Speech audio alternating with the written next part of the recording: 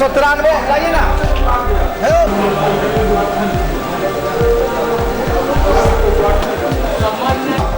109 लिखे हैं, देखिए ना।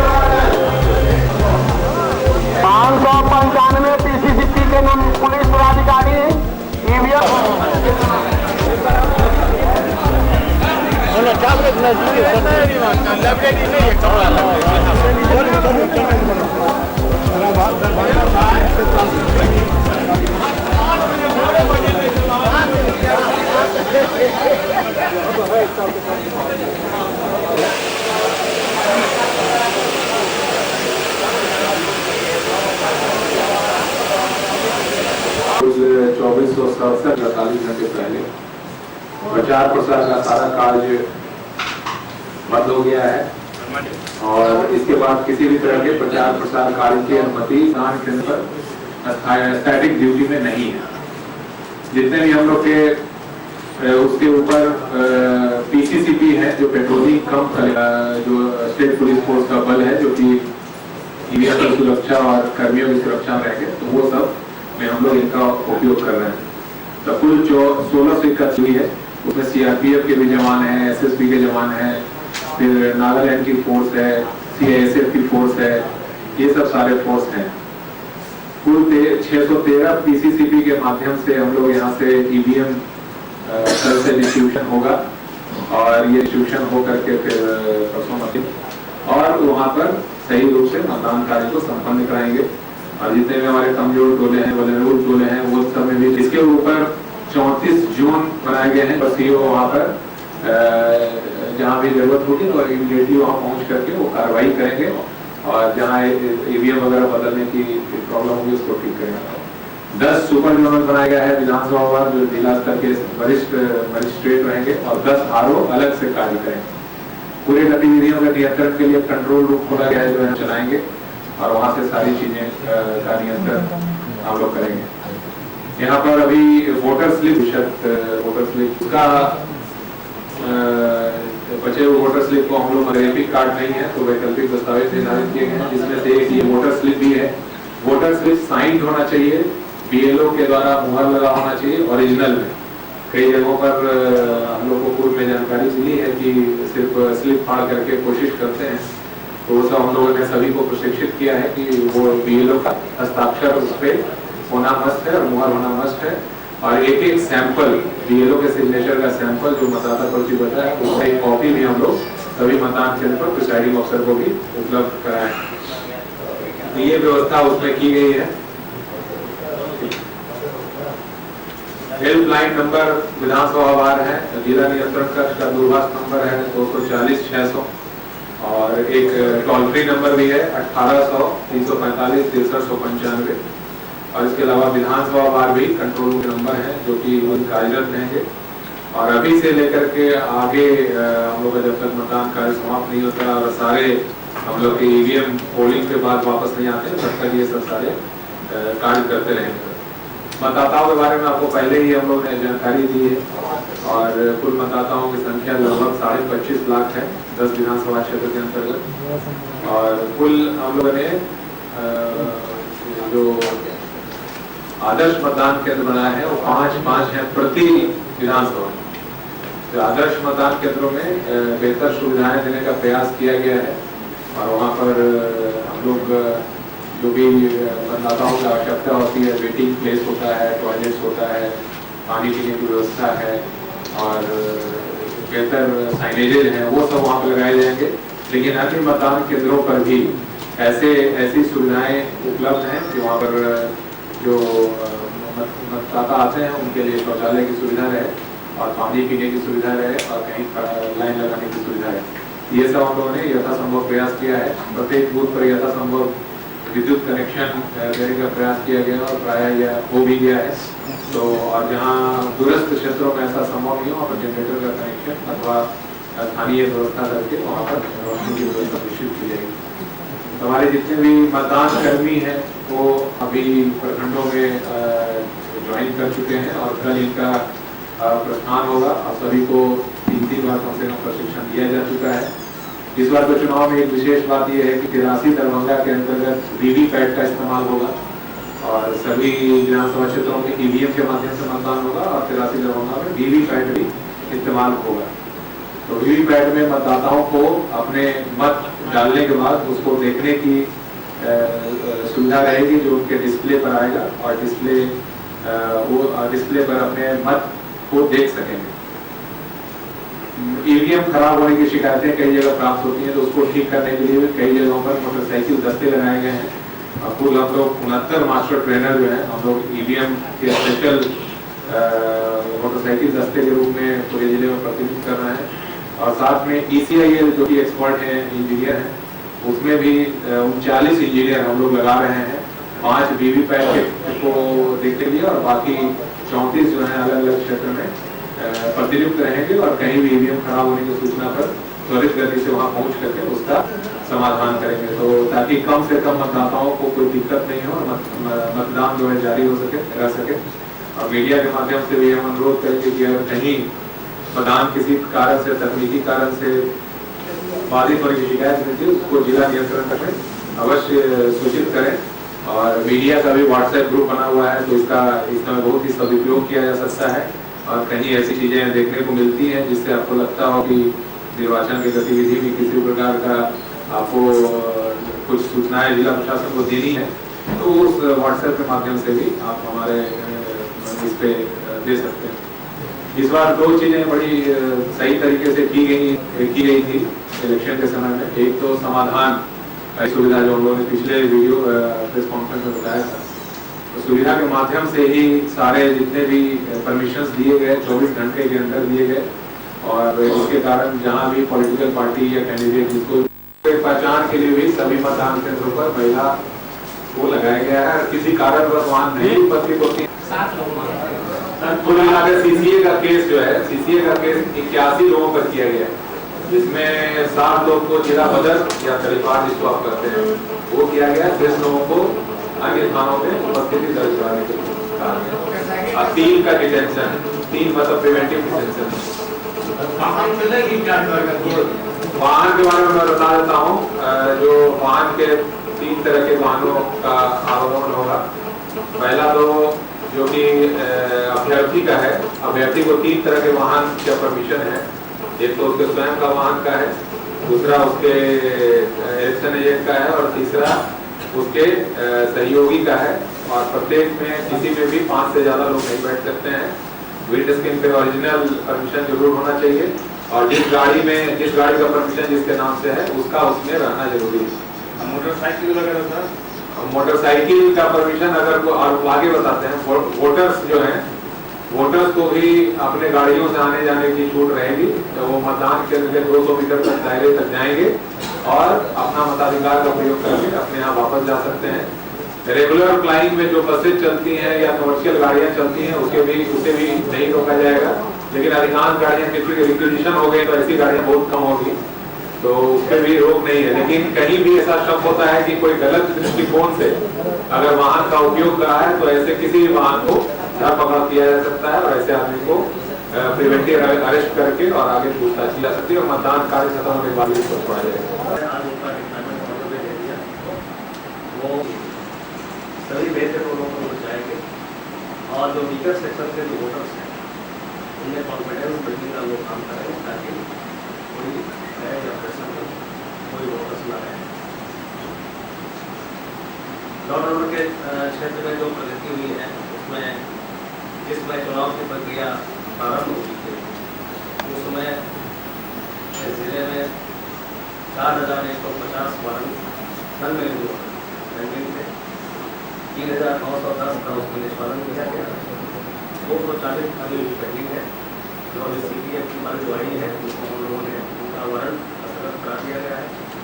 हो सकता है उसमें से मैक्सिमम का निष्पादन 24 घंटे के बाद जिला में कुल 1362 अज्ञात अनुगतकारी थे, जिसमें 710 का हम लोगों ने जमा कराया है अभ्यास। कुल 10 अवैध अभ्यास बरामदी हुई है। अवैध शराब की बरामदी में हम लोगों ने विशेष उपलब्धि प्राप्त की है। कुल 20,367 लीटर हम लोगों ने अवैध शराब बरामद किया है।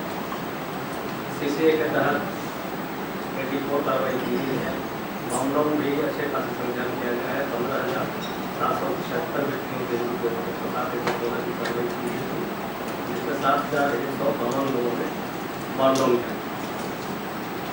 यही हम लोगों की व्यवस्था है। और मुझे लगता है कि जिस प्रकार से सुरक्षा का व्यापक इंतजाम किया गया है हर लेवल पर, बूथ लेवल से लेकर जोनल सुपर जोनल, मुझे लगता है कि चुनाव पूरी तरह से पीसफुल होगा।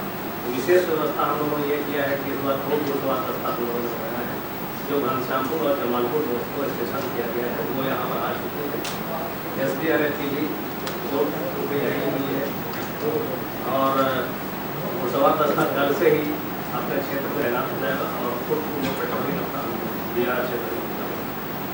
इस बार हम लोगों ने एक कंपनी CRPF की अलग से पोस्ट दे दी है तिलकेश्वर, इसलिए कि वहाँ प्रदूषण पर दुर्गम था। विशेषकर स्थान सेना के अगर हम लोग रहते थे तो एरिया डॉक्टर का कार्य एक ढंग से नहीं होता था। इस बार सीधे कंपनी को कल ही हम लोगों ने रजिस्ट्रेशन करवाया है तिलकेश्वर। उधर के जितने भी मतदान केंद्र हैं उन पर एरिया डोमिनेशन का काम और सुरक्षा का पूरा प्रबंध हो रहा है। इस प्रकार से व्यापक व्यवस्था है और मुझे पूर्ण विश्वास है कि पूरी तरह से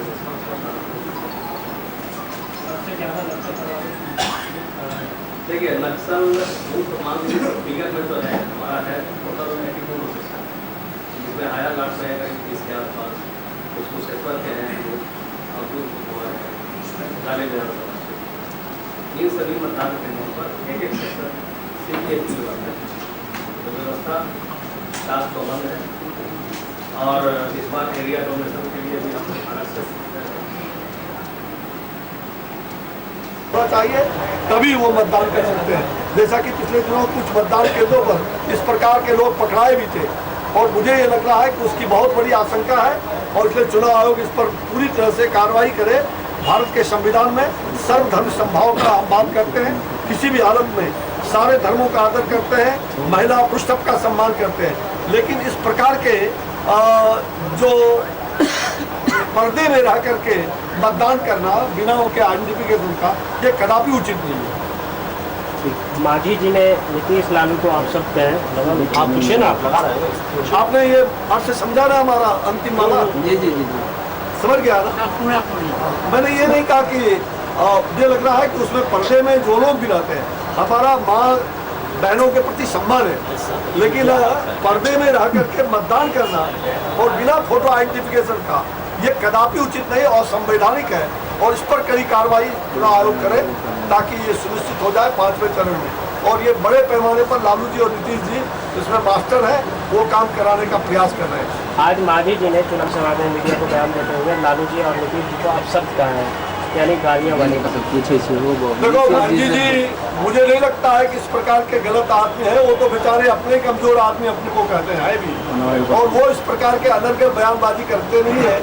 अब ये मैंने सुना नहीं है इसलिए मैं इसके बारे में कोई टिप्पणी नहीं कर सकता। सर आप अभी 200 सीटों की बात कर रहे हैं, उसके बाद लालू जी आप लोग की सरकार, लालू जी क्या करेंगे, नीतीश जी उसके बाद क्या करेंगे? लालू जी नीतीश जी बांग्लादेश में दिखाई पड़ेंगे क्योंकि उन्होंने बांग्लादेश को बहुत शरणार्थ दिलाया और वो पाकिस्तान में उन्होंने अपना जनता दल के नीतीश जी ने पाकिस्तान से अपना उन्होंने इंटरव्यू कराया, अपना विज्ञापन दिया है, तो उनको अब यहाँ की जनता पाकिस्तान तड़े पार करेगी।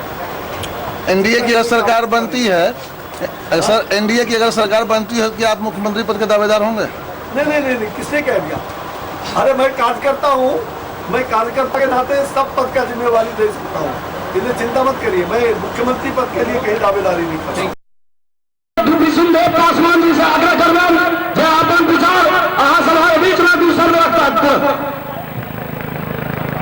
आज की सभा को संचालन करता मंच के अध्यक्षकर्ता राय जी एवं मंच के आसीन सम्मानित हमारे साथी सबसे आग्रह से सब करते हुए आदमी सड़क पर से समाज स्थल का आदमी मामले पेश करूं और राजनाथ सिंह जी तरफ राजनाथ सिंह जी तरफ राजनाथ सिंह जी तरफ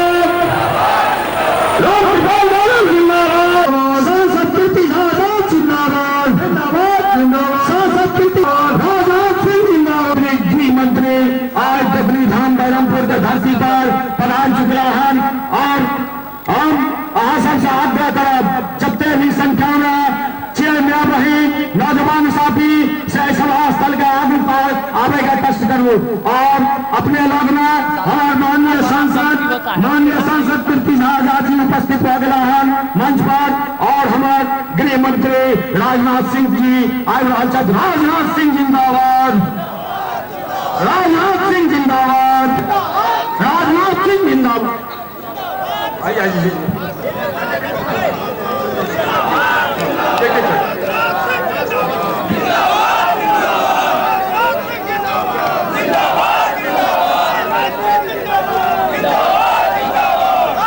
राजनाथ सिंह जिंदाबाद सांसद कीर्ति आजाद जिंदाबाद अब माननीय हमारे गृह मंत्री माननीय गृह मंत्री जब वहां सब मंच सभा स्थल का सब आदमी सामने आ जाओ और इनका भाषण सुनकर लाभ उठाओ और एक जोरदार ताली के साथ इनका स्वागत करियो। ये हमारा धरती का गौरव के बात है जो हमारा धरती और इनका जोरदार ताली के साथ हम सब स्वागत करियो जोरदार ताली के साथ। बहुत बहुत धन्यवाद। सौ महल सब गार्जियन के प्रणाम करे छे, नौजवान साथी सबके नमस्कार। आदरणीय हम देख भाई देश की आदरणीय अतिथि का आदरणीय श्री राजनाथ सिंह जी गृह मंत्री भारत सरकार, गोपाल जी ठाकुर के स्वागत, जितेंद्र नारायण राय जी हम सबके गार्जियन करते हैं। रुको अहाँ के स्वागत है हम तो अखन सेनापति जी अहाँ दूल्हा छिए दे हम करूँ स्वागत हम से उनका करूँ ना धन्यवाद कुटुंब धन्यवाद। अब गोपाल जी ठाकुर के स्वागत देते हैं, सुनील सिंह जी के स्वागत जल्दी जल्दी कर दिया, पप्पू बाबू कर दिए आओ पप्पू माननीय पप्पू बाबू स्वागत करती सुनील जी का हम सबके विधान पार्षद छठीन पंचायती राज सह और गोपाल जी ठाकुर के स्वागत ठीक है ना और बड़का माला छे चलो लिया फटाफट दिया तो समय नहीं लगा। चलूंगा जिस जमीन पर मैं भूचाल आएगा जमीन तो जमीन क्या सुनील चौधरी थर्राएगा।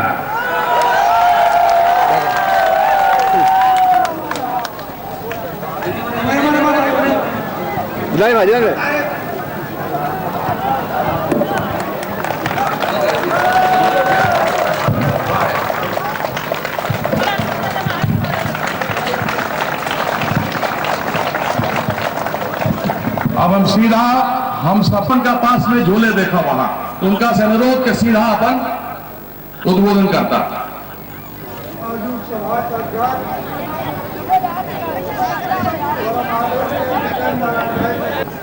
और संपूर्ण भारत में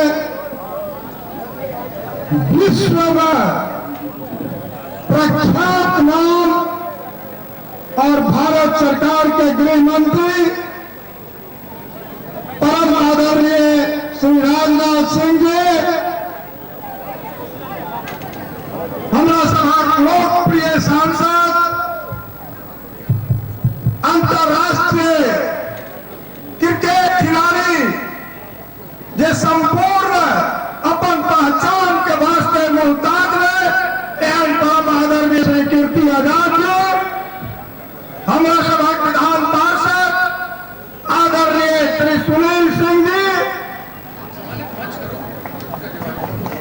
लोजपा का अध्यक्ष भाई गगन झा जी, लोक पासवान जी, एनडीए संयोजक और आदरणीय शिवजी यादव जी, सम्मानित मंच, आज बड़ा हर्ष की बात है देहाती क्षेत्र में देकुली और जगन्नाथपुर पेरमपुर पंचायत के मध्य में अंधियारी उच्च विद्यालय के बगल में प्रांगण में संपूर्ण विधानसभा के कार्यकर्ता पहुंचल छी मतदाता मालिक अहाँ लोगन के तरफ से हम एहि धरती पर परम आदरणीय राजनाथ सिंह जी के हार्दिक अभिनंदन करे छी, वंदन करे छी, स्वागत करे छी और दो ताली के गड़गड़ाहट से धरती पर हिनकर अभिनंदन। भारतीय जनता पार्टी के आदरणीय राजनाथ सिंह जी 3 टर्म भारत के अध्यक्ष, भारतीय जनता पार्टी के अध्यक्ष के रूप में और यशस्वी राष्ट्रीय अध्यक्ष के रूप में इस देश में पार्टी के बढ़े का कार्य करें। बंधुगण, आदरणीय रामविलास पासवान जी अहाँ सबके बीच हमारा एनडीए के गठबंधन में बिहार से जोड़े के कार्य में अहम भूमिका आदरणीय राजनाथ सिंह जी, रामविलास पासवान जी का एनडीए में आने के कार्य करें। आदरणीय जीतन मांझी जी इनके प्रयास से बिहार में जो एनडीए के स्वरूप बना है इनका अहम भूमिका है और आए हालांकि एनडीए गठबंधन के तमाम साथी, तमाम मतदाता मन बदलने की एक नंबर बटन दबाकर गोपाल जी ठाकुर का जितवेगा। अहम भूमिका आदरणीय राजनाथ सिंह जी का अहम भूमिका है। आज बड़ा हर्ष की बात है 80 बेनीपुर विधानसभा क्षेत्र में हमारा आशीर्वाद देने के वास्ते आदरणीय कीर्ति आजाद जी ई प्रोग्राम बनेले इनको हम धन्यवाद देती और दो ताली से इनको मात्र आय प्रचार के समाप्ति है। बहुत सारा गाँव भाषा कहते छूटल हो हमरा से आज जो मतदाता मालिक ऐठा बैसल काम करो और ओहि विकास के कार्य के आगे बढ़ावा के वास्ते सब आदमी गोपाल जी ठाकुर समझ के अपने अपने बूथ पर अपने अपने गांव में लगे के कार्य करो। हम लोगन के कहा चाहे थे बंधुगण, आज ठीक है करती साथी कि मुसहर के परिवार में बच्चा यदि 4 बंदोली गांव में छाए के मर जाए तो गोपाल जी ठाकुर लाहौर विधानसभा के वो सदन में वो दिशा उठाकर और डॉक्टर राव मुआवजा पहुंचाएगा कार्य करा था। सामने आया हमरा राष्ट्र कवि एक परिकल्पना के साकार करे हमरा बीच आयल हमरा सबके गौरव देवा के जे श्रेय देले हन माननीय आगंतुक हमारे गृह मंत्री देशकल रावत उनका सेवा में अभिनंदनक 2टा टूटल फूटल शब्द अपना ही बेनीपुर विधानसभा क्षेत्र से समर्पित कह रहा छी। राष्ट्रभक्त पृथ्वी पुत्र स्वनाम धन्य यशोभ सुरभित सर्व श्री राजनाथ सिंह गृह मंत्री भारत सरकार के कर कमलों में सादर सप्रेम समर्पित अभिनंदन कुसुम संघर्ष कुश वर्तमान का यथार्थ जब मानव मूल्यों की अवहेलना का अतीत की संचित सभ्यता संस्कृति की धरोहर को दाता बताना ही अपनी लोलुप आकांक्षा की सफलता की पूंजी मानने लगा था।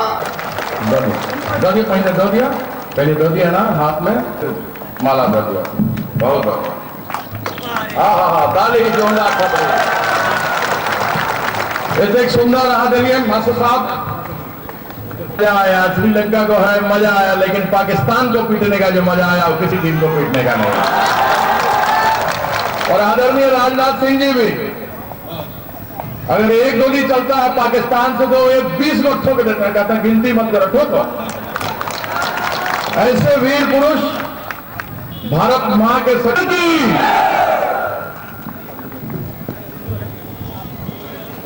आपके लोकप्रिय सांसद जो बराबर आपकी आवाज को भारत की संसद में उठाते रहते हैं और जो बिहार ही नहीं बल्कि हिंदुस्तान के नौजवानों के चहेते भी हैं, ऐसे श्री कीर्ति आजाद जी, श्री जितेंद्र नारायण जी राय, श्री पप्पू राय जी, श्री गगन झा जी जिलाध्यक्ष लोजपा, श्री राजीव जी कुशवाहा, श्री सुनील सिंह जी एमएलसी, श्री दानी जी झा पंचायत अध्यक्ष, श्री कृष्ण कुमार जी राय, और अभी अभी जो अभिनंदन पत्र पढ़ रहे थे आदरणीय पंडित मदन मोहन जी चौधरी, यहां उपस्थित मेरे सभी सम्मानित बहनों एवं भाइयों, सबसे पहले तो मैं आपका अभिनंदन करना चाहता हूं। क्यों अभिनंदन करना चाहता हूं?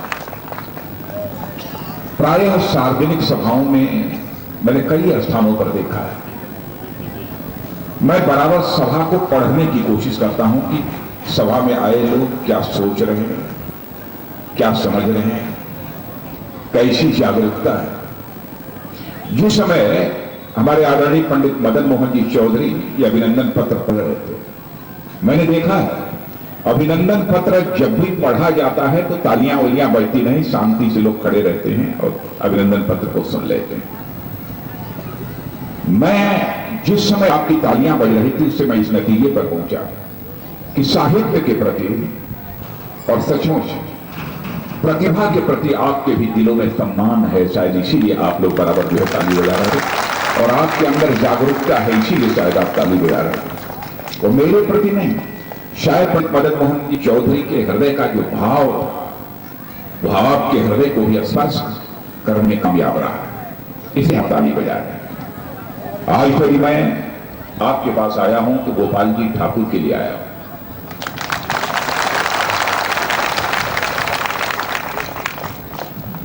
और गोपाल जी ठाकुर के लिए इसलिए आए हैं, गोपाल जी ठाकुर जी मजबूत होंगे तो बहनों भाइयों इससे आपके सांसद कीर्ति झा आजाद को भी ताकत मिलेगी, बल मिलेगा, क्योंकि क्षेत्र इतना बड़ा होगा। सांसद यदि चाहे भी एक स्थान से दूसरे स्थान में पहुंचने में 1 साल का समय निकल जाता है, लेकिन सभी स्थानों पर यदि आप विधायक हैं, प्रभावी विधायक हैं, गोपाल जी ठाकुर जैसे विधायक हैं, तो मैं समझता हूं कि समस्याओं का समाधान बहुत ही आसान होगा। और मैंने देखा कि गोपाल जी ठाकुर में तेवर है, गोपाल जी ठाकुर के पास अपनी बात रखने की एक अद्भुत कला है। इसलिए मैं इस नतीजे पर पहुंचा कि सचमुच गोपाल ठाकुर यदि चुनकर यहां से बिहार की विधानसभा में जाएंगे तो आपकी समस्याओं को प्रभावी तरीके से विधानसभा में आवाज देने में वो कामयाब।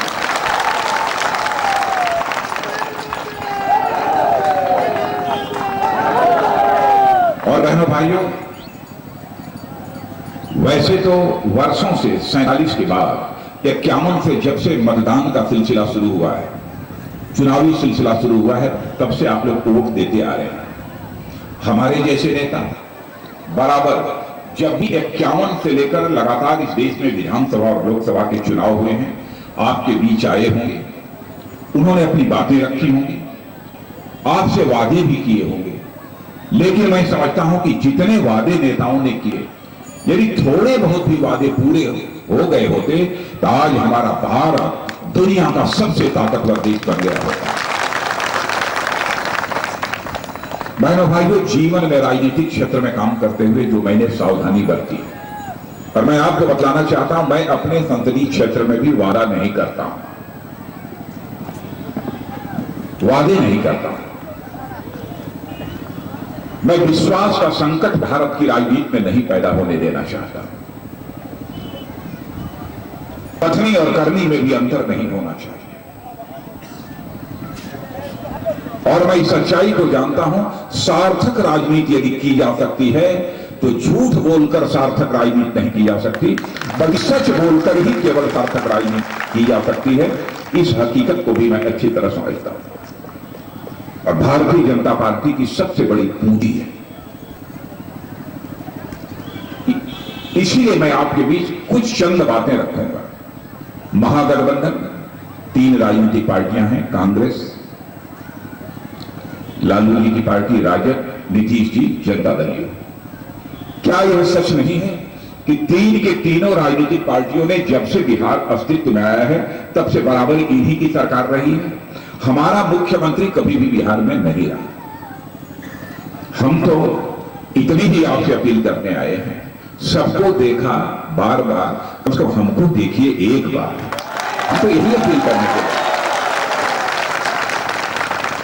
एक बार के लिए हम तो अपील करते हैं। और ये हमारा ये कहना भी गलत हो तो स्वयं ही आप लोग फैसला कर लीजिए। बहनों भाइयों, इतने वर्षों तक बराबर सरकार चलाने के बावजूद महागठबंधन की सारी राजनीतिक पार्टियों ने क्या किया है बिहार के साथ? इंसाफ क्या है? आज भी हमारा बिहार हिंदुस्तान के पिछड़े राज्यों की कतार में ही खड़ा नहीं है, बल्कि हिंदुस्तान का सबसे पिछड़ा राज्य है। उसके बाद भी जनता की अदालत में खड़े होकर ये लोग वोट मांगते हैं। भाइयों, फैसला आपको करना है। मैं जानता हूं बिहार की जनता गरीब हो सकती है, बिहार के नौजवान के जेब में भले ही पैसा न हो, लेकिन जिसमें पसीना है और उसके दिल में आग है, यह हमने देखा है बहनों। परिवर्तन यदि कोई कर सकता है तो आप सब कर सकते हैं। ये मैं आप सबसे अपील करने आया, हमको एक बार अवसर दीजिए।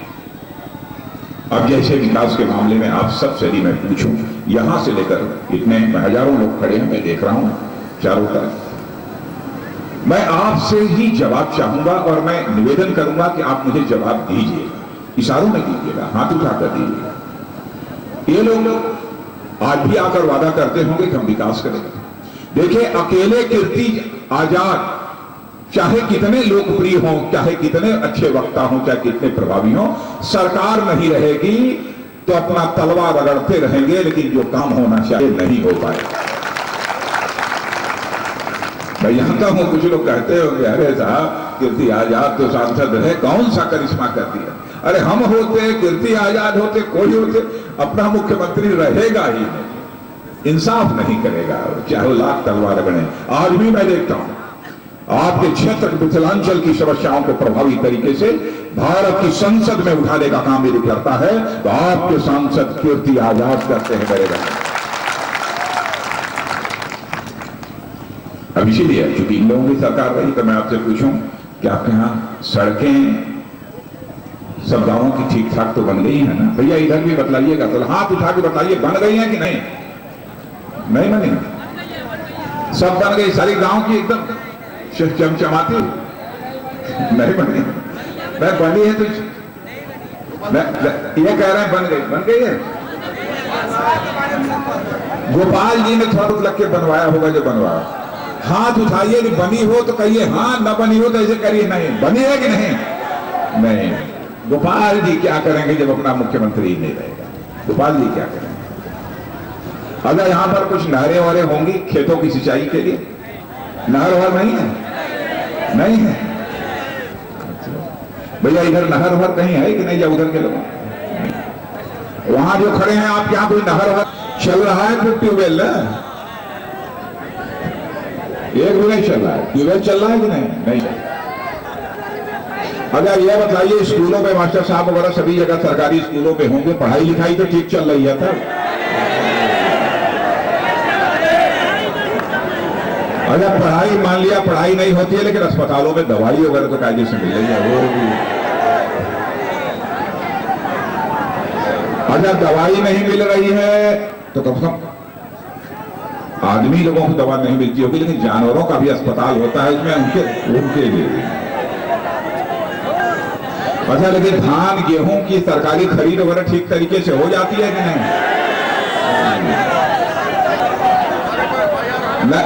अगर कीर्ति आजाद पर FIR हो गया है किसानों के लिए कुछ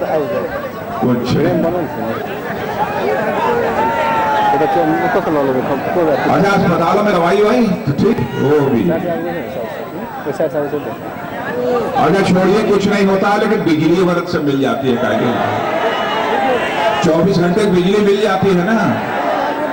नहीं मिलती? अरे भाई 20 घंटे मिलती होगी? नहीं। 20 घंटे मिलती है कि नहीं? तो खड़े हैं सड़क पर पूछ रहा हूं। बताए बीसी साथ मिली। बताइए बिजली नहीं आ रही है, लेकिन बिजली का बिल तो आ रहा है। तो मजा लीजिए, कुछ ना कुछ तो आ रहा है। बच्चों बस हाँ आएगा आ रहा है, आना शुरू हो गया। अच्छा यह बताइए, तब तो बहुत तकलीफ होती है ना? बच्चों की पढ़ाई घर में कैसे होती है? और आज तक बिजली की व्यवस्था बिहार के लिए नहीं कर पाए। किसी भी राज्य के विकास में सबसे अहम भूमिका यदि होती है तो बिजली की होती है। सबसे अहम भूमिका बिजली की होती है। और यदि मैं यह कह रहा हूं तो बिहार हिंदुस्तान के उन राज्यों को, जिन राज्यों में हम 8-10 वर्षों से अपनी सरकार चला रहे हैं, वहां जाकर कोई देखे। मैं 2 राज्यों का उदाहरण देना चाहता हूं, मध्य प्रदेश और छत्तीसगढ़। 10 वर्ष पहले यदि कोई गया होगा मध्य प्रदेश छत्तीसगढ़ में, तो बामुश्किल वहां के लोगों को 2 घंटे 4 घंटे की बिजली मुहैया हो पाती थी। और कई ऐसे क्षेत्र थे जहां के लोगों ने बिजली की रोशनी कभी जिंदगी में देखी नहीं। आज जाकर कोई देखे मध्य प्रदेश और छत्तीसगढ़ में, मैं डंके की चोट पर कह सकता हूं बहनों भाइयों कि हमारी सरकारें मध्य प्रदेश छत्तीसगढ़ में केवल 24 घंटे की बिजली ही मुहैया कराने का काम नहीं कर रही हैं, बल्कि हिंदुस्तान के दूसरे राज्यों को भी बिजली बेचने का काम कर रही है। क्यों नहीं हो सकता?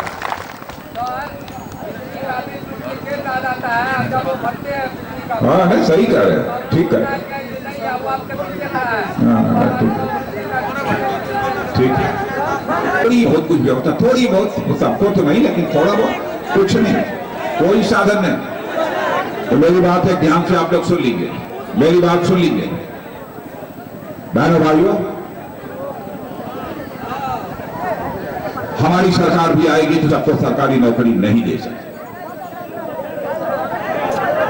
लेकिन मैं आपको यकीन दिलाना चाहता हूं कि हमारी सरकार इस हकीकत को समझती है, इस हकीकत को समझती है। हर नौजवान, चाहे पढ़ा लिखा हो चाहे वो अनपढ़ नौजवान क्यों न हो, सबके अंदर एक हुनर होता है।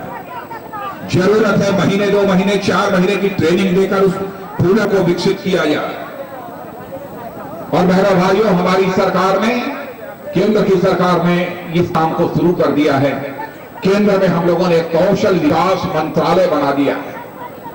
हिंदुस्तान के ऐसे नौजवानों को हम चिन्हित करें, चाहे वो पढ़ा लिखा हो चाहे अनपढ़, और उस नौजवान को हम कहेंगे तुम्हारे अंदर यह हुनर है, चलो तुमको महीने 2 महीने 3 महीने जितने की आवश्यकता होगी उसको ट्रेनिंग देंगे। और हुनर विकसित हो जाने के बाद हम उस नौजवान को कहेंगे कि तुम अब कोई अपना कारोबार करो। वह नौजवान हमसे पूछेगा, हुनर तो हमारे अंदर विकसित हो गया है, आप हमको कारोबार करने के लिए कह रहे हैं, लेकिन कारोबार करने के लिए पैसा चाहिए, कहां से पैसा आएगा?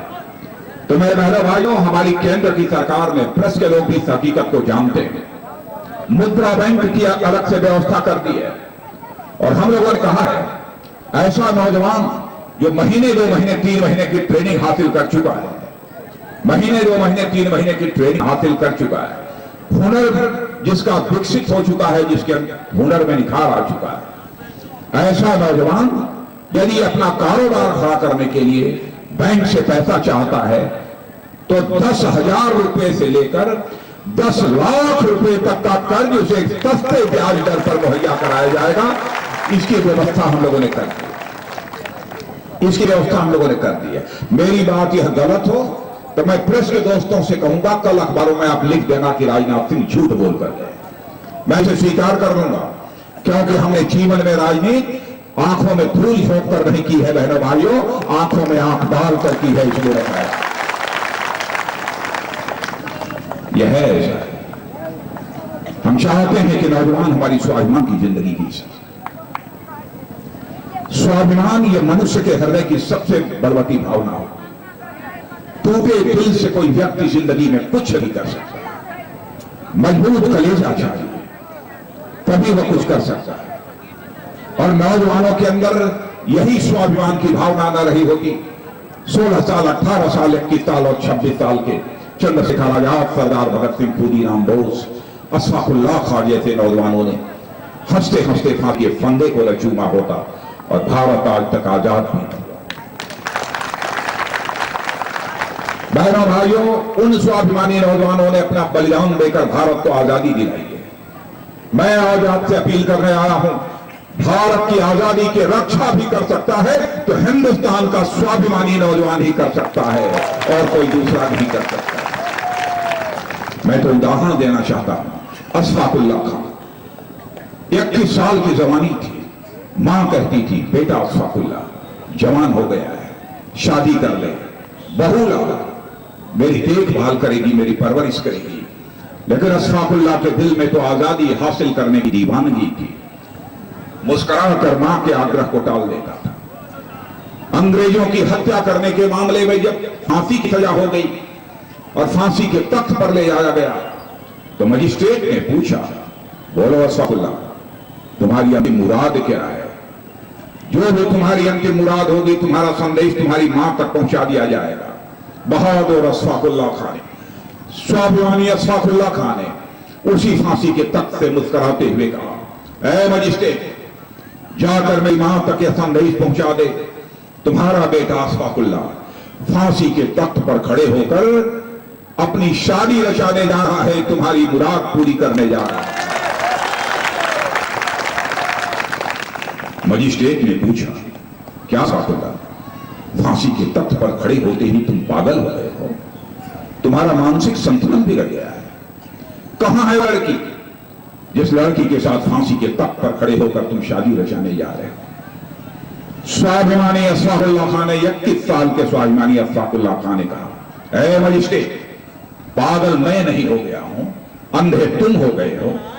क्या तुझे दिखाई नहीं देता है? मेरी आंखों के सामने जो यह फांसी का फंदा है, यही वह हमारी महबूबा है जिसे आज मैं अपने गले से लगाने जा रहा हूं, जिसके साथ मैं शादी रचाने जा रहा हूं। बहनों भाइयों, यह स्वाभिमान जब तक नौजवानों के अंदर नहीं होगा तब तक न तो भारत की गरीबी दूर हो सकती है, न भारत का मस्तक सारी दुनिया में ऊंचा हो सकता है। हम लोग चाहते हैं और हमें यकीन दिलाना चाहते हैं, अपनी सरकार की तरफ से और गृह मंत्री होते हुए भी आपको यकीन दिलाना चाहते हैं, हम आपका मस्तक नहीं झुकने देंगे, आपका मस्तक नहीं झुकने देंगे। बहनों, पड़ोसी देश, शांत रहो, बहुत हो गया, बहुत ज्यादा भाषणबाजी मत करो, ठीक रहो, करो चले वाला। क्या पड़ोसी देश है पाकिस्तान। बहनों भाइयों, बराबर हम लोगों ने अपनी तरफ से कोशिश की है कि पाकिस्तान हमारा पड़ोसी देश है, पड़ोसी देश के साथ दोस्ताना रिश्ते होने चाहिए।